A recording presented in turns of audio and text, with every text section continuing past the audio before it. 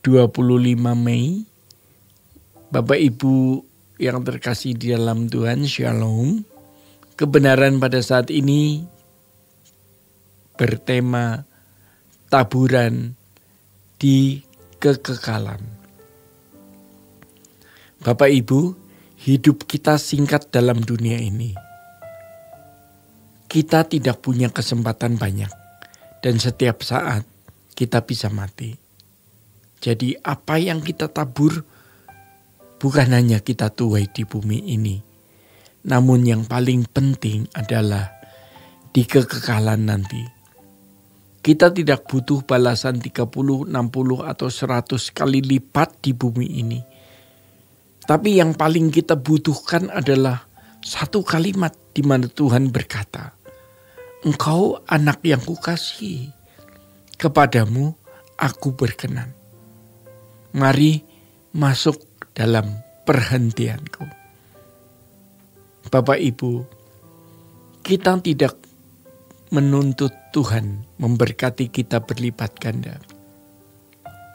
Terserah Tuhan mau memberi berapa. Karena semua yang Tuhan berikan kepada kita harus kita kembalikan untuk Tuhan. Tugas kita adalah memperhatikan orang tua kita dan menjagai keluarga besar kita.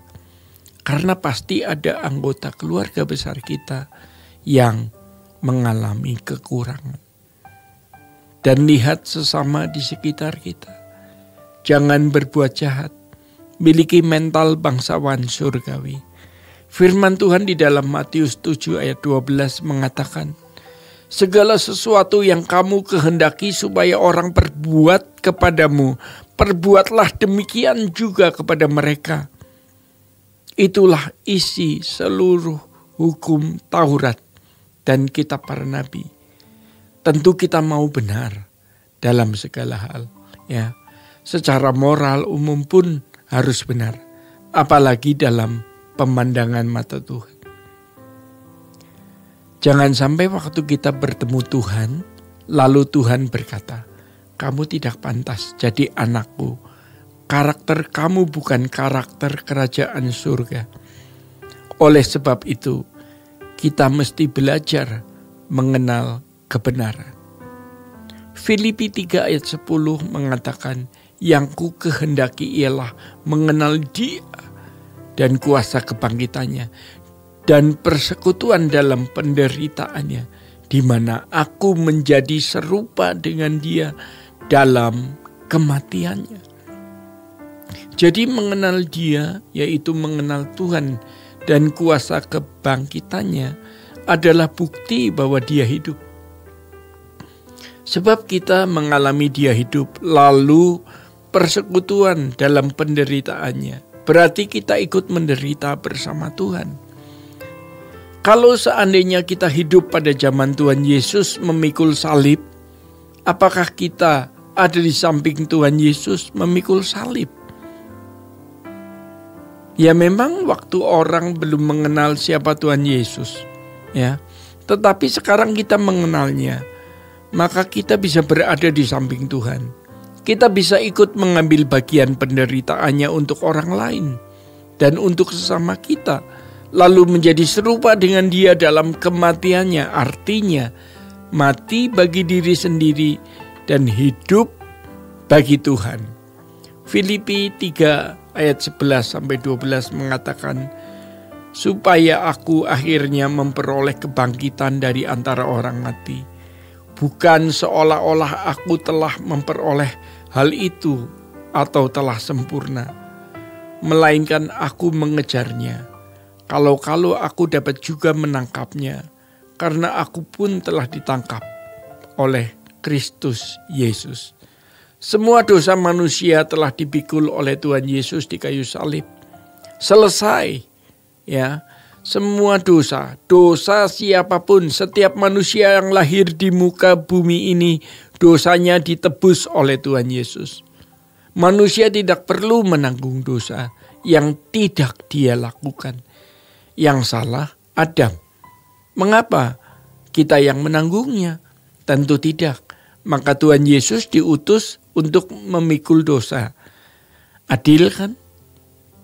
Tapi kita masih punya sinful nature atau kodrat dosa.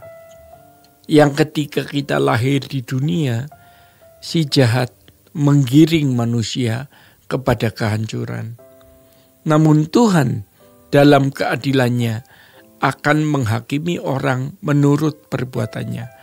Kalau dia tidak pernah mendengar Injil, atau kalau dia salah mendengar Injil, maka yang penting dia tidak menzalimi, tidak menghina, tidak menyakiti Tuhan Yesus, asal kelakuannya baik, maka dia masih bisa dibawa ke langit yang baru dan bumi yang baru.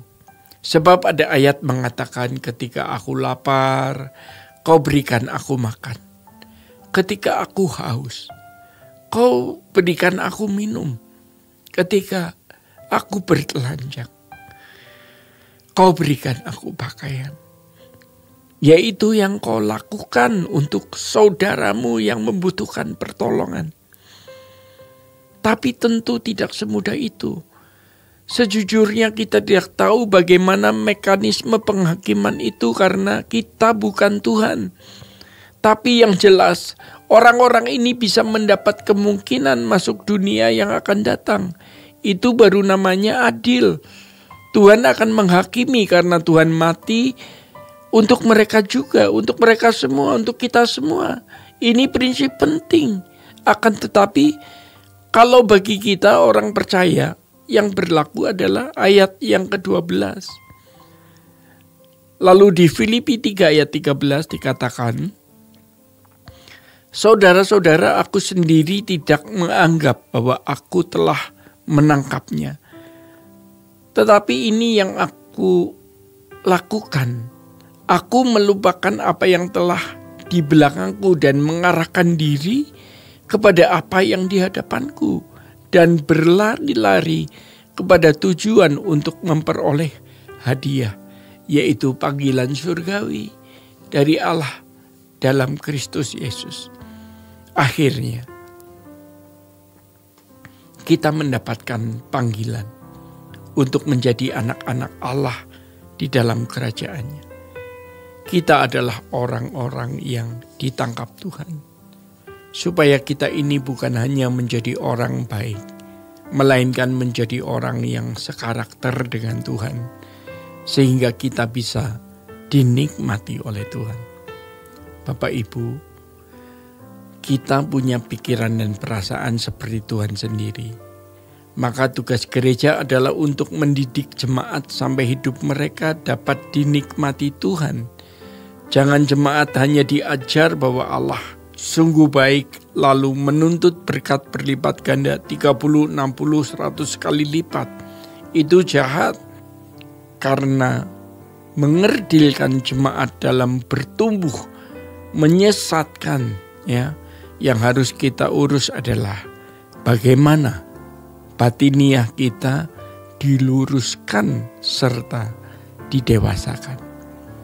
Bapak Ibu yang terkasih di dalam Tuhan, demikian kebenaran pada saat ini. Tuhan Yesus memberkati. Sola Gracia.